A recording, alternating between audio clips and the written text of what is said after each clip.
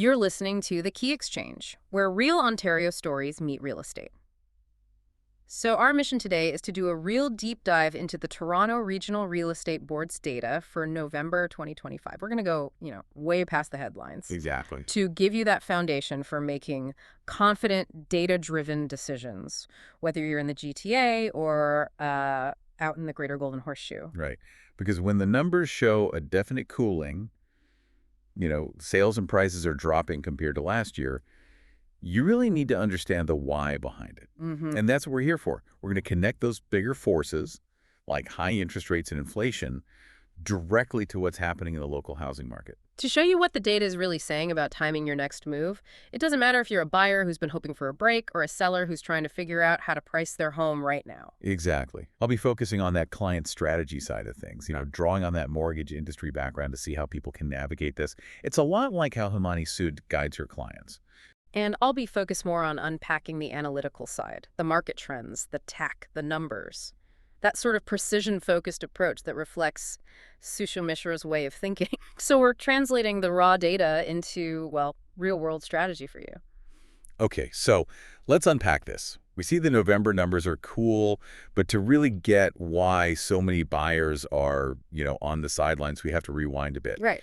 We need to look at the economic indicators from, say, October and September of 2025. What were those major headwinds that were really hitting the market? Well, the central theme, and there's really no disputing this, is the high cost of borrowing. It's just been sustained for so long. And it's absolutely crushing affordability. Especially in a place like the GTA. Especially, if you look at inflation, the CPI year over year for September 2025 was 2.3%. And on its own, that's a pretty decent number. It's getting close to the target, which, should suggest some stability. But stable inflation doesn't mean you can get an affordable mortgage. That's the big disconnect, right? That's it exactly. The cost of debt is still the biggest hurdle. So give us the concrete numbers. What were the rates that are causing all this pain? They're pretty brutal. The Bank of Canada overnight rate in October 2025, it stood firm at 4.7%. Okay. And that pushed the prime rate up to 6.4%.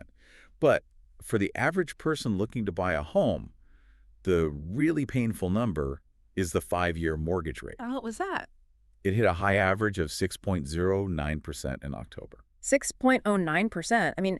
That's just a psychological wall for so many buyers. It is. People who've spent the last decade seeing rates in the, 2, maybe 3% range. It doesn't just bump up the monthly payment. No, it completely changes the stress test. Exactly. It raises that bar so much higher. Precisely. Yeah. Because the stress test forces you to qualify at a rate that's 2% higher than what you're actually getting. Yeah. So with rates at 6.09, you're suddenly trying to qualify at over 8%. Wow.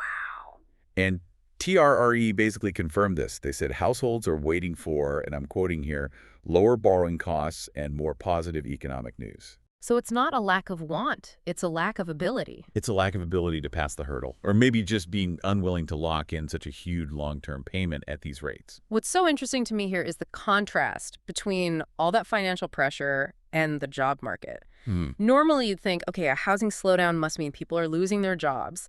But the Toronto employment growth year over year in September 2025 was, it was incredibly strong. A massive 8.9%. 8.9, that's a huge signal. It is. People are working, the economy is, creating jobs, the underlying demand for housing is still there, and it's strong.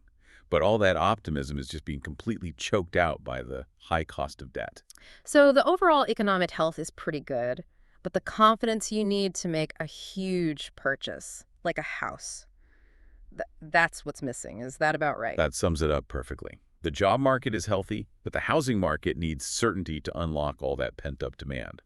And the leadership at TRREB, they seem to think that if jobs stay strong, that will help consumer confidence as we head into 2026. And the second rates even hint at dropping. That demand is going to come flooding back. Understanding that is everything for timing your next move. Okay, so that really sets the stage. Now let's look at the immediate impact. If those high rates caused all this hesitation, just how significant was the cool down in November 2025 compared to the year before? It was significant, and it was pretty much across the board. If we just look at the total TRREB market, the drop was really substantial. How substantial? Total sales fell by 15.8% year over year. 15.8. Yeah. Think about that. Almost 1 in 6 sales that happened last November just didn't happen this November, We went from almost 6,000 sales down to just over 5,000. A 16% drop in activity is massive, and that has to put pressure on prices. What did that look like for the average selling price? The average price dropped by 6.4% compared to November 2024. That's a serious correction. It wiped out over $70,000 in average value in just 1 year. It brought the overall average down from about 1.1 million to just under 1.04 million. That's the number that makes a seller really pause. And it makes a buyer take maybe a cautious breath of relief. Cautious is the right word. But there's a key detail here, and it's often missed in the headlines. It's about inventory. New listings also went down, but only by about 4%. Right. And when sales drop so much faster than new supply comes on, the overall inventory starts to pile up. It just shifts the whole dynamic. That is the most critical takeaway for anyone thinking of buying right now. Because sales plunged nearly 16%, while new listings only slowed by 4%, the total active listings shot up. From what to what? From around 21,000 last year to almost 25,000 this November. So a 15% increase in the number of homes available. What does that actually mean for someone who's looking to buy in the next few months? It means the market for buyers was genuinely well supplied. Yeah. It's a huge change from the bidding war chaos we all remember. A well-supplied market gives you leverage. You can negotiate on price, sure, but more importantly, you can negotiate on conditions. Like getting an inspection or a financing clause. Exactly. Longer due diligence, firmer financing clauses, maybe even getting the seller to help with closing costs. The power has definitely shifted away from the seller and toward that cautious, well-qualified buyer. That is such an essential piece of strategy. Now, we've looked past the immediate advantage for a buyer. What does this inventory situation mean for the long term? I mean, does this backlog solve the GTA's housing crisis? Not even close. And KRB's leadership is really clear on this. This current buildup is temporary. It's purely driven by interest rates. So what are they worried about? The CEO stressed the need for a sustained commitment to new construction to build up the future housing pipeline. They're specifically worried about the gap between, high-density condo apartments and traditional single-family homes. Missing middle. The missing middle, exactly. Once this current inventory gets absorbed, which it will when rates eventually drop, that structural shortage is going to create renewed pressure. So this current quiet period, it's really just a temporary window of opportunity. So since the big story is high rates leading to more inventory, let's break down which property types and areas felt that squeeze the most.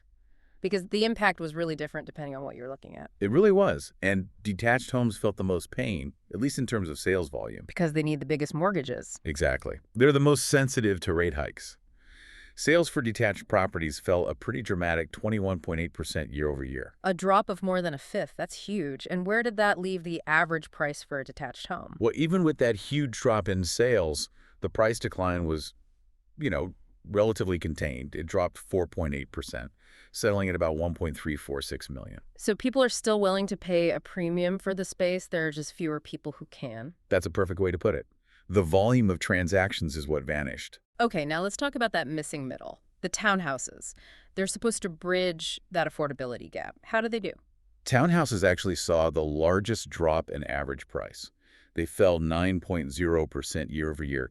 That's the steepest price drop of any property type. Wow, 9%. Yeah, their average price fell just under the $1 million mark to about $997,000. And sales were also down big, by 16%.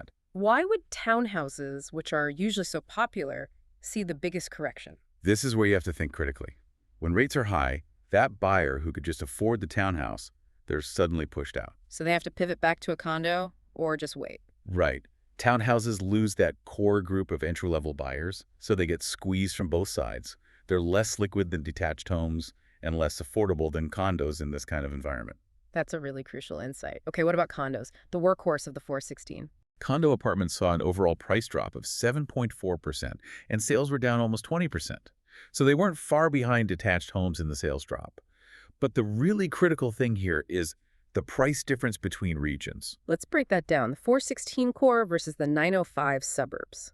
Okay, so in the 416, the city of Toronto, the average condo price was about $701,000.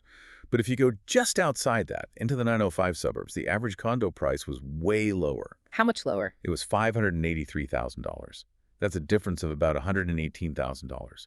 And that gap is where value-seeking buyers are going, even with high rates. That really highlights that the GTA is not just one single market. Right. And when we look at the overall average prices for all home types, the 905 area was actually slightly higher than the 416. It was. The 905 average was about 1.1 million, while the 416 was closer to 1.015 million.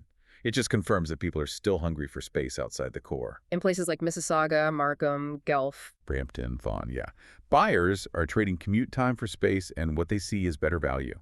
And that's the strategic insight. Sure. If you're selling in the 905, you still have this underlying demand working for you. All this data, I mean, a 6.09% mortgage rate, a 9% price drop for townhouses, surging inventory, it just shows how chaotic and, frankly, stressful the market feels right now. It does. And this is where you have to move beyond just analyzing data and get into, a robust, personalized strategy for clients. Agreed. When we talk about navigating this, we're really talking about personalized risk mitigation. Yeah. You can't just Google the average price anymore. You need someone who can translate that 6.09% rate into what it means for your specific situation. Right. So, for example, with these high borrowing costs, how would someone with a mortgage background, like Himani Sood, strategically advise a client? Well, his strength as a client strategist is key here. She can help a client understand that their focus has to shift away from just winning a bidding war. Now it's about structuring their mortgage to handle future risk. So do you go with a variable rate hoping they drop? Or lock in a fixed rate for security? Exactly, those kinds of questions. And based on testimonials, that kind of solid advice is what makes a really daunting process feel stress-free, especially for first-time buyers. That calm is just invaluable when the stakes are this high. And on the other side of that, with inventory building up, buyers have more leverage, but that means negotiations get more complex. That's where that meticulous, data-driven analysis becomes so important. And that's where the analytical rigor, like Sushil Mishra's focus on market trends and legal details, gives clients confidence. When you can finally negotiate conditions again, you need to make sure every single clause is airtight. Right. Use that opportunity. You have to. Yeah. One client even specifically praised his rigorous approach with lease agreements and complex rules. When you can finally afford to do your due diligence, you absolutely have to use it. It really is that combination of deep analytical confidence and that human support that cuts through the anxiety. We're talking about helping families from Toronto all the way out to Guelph in Richmond Hill. And, speaking of the human element, you can't overlook the role played by Catch the Key's Chief Entertainment Officer. Ah, Max the Golden Agent. You got it. It's a subtle thing, but the sources capture it beautifully. The stress of real estate is so high, but Max brings this warmth and charm. I saw that testimonial. It said he was loved by the client's kids. Exactly. Yeah. It just emphasizes that even in this massive financial journey, that connection, that personality, it matters. It really softens the edges of trying to qualify for a mortgage at nearly 8%. So to summarize our deep dive into the November 2025 data, we saw a very clear market cool down. It was driven almost entirely by high borrowing costs and the uncertainty that creates. Yep. Despite strong job growth, the high rates were the roadblock. They pushed sales down and let inventory build up. Which gives buyers a temporary advantage right now, a well-supplied market, as you said. But the long-term supply shortage, that remains TREB's main concern. The demand is just waiting for the financial confidence to come back. So given that current inventory and the TREB CEO's call for more new construction, this leaves us with a final provocative question for you. And the critical question isn't just when rates will drop, it's what kind of home will actually be available when that wave of pent-up demand returns. Will builders have delivered the projects needed to bridge that gap between condos and detached homes? Or will returning demand just swallow up the current inventory, leading us right back to intense competition in 2026? Your strategy has to think about not just today's price, but tomorrow's scarcity. That's the tension you need to navigate. And if you are a buyer or seller who needs that kind of strategic insight in this complex market, you can reach Sushil at 647-300-6712 or sushilmishra.ca and Himani at 647-821-6712 or catchthekey.ca. Whenever you're ready to turn market data into your dream reality, Catch the Key is here to help you open the right doors.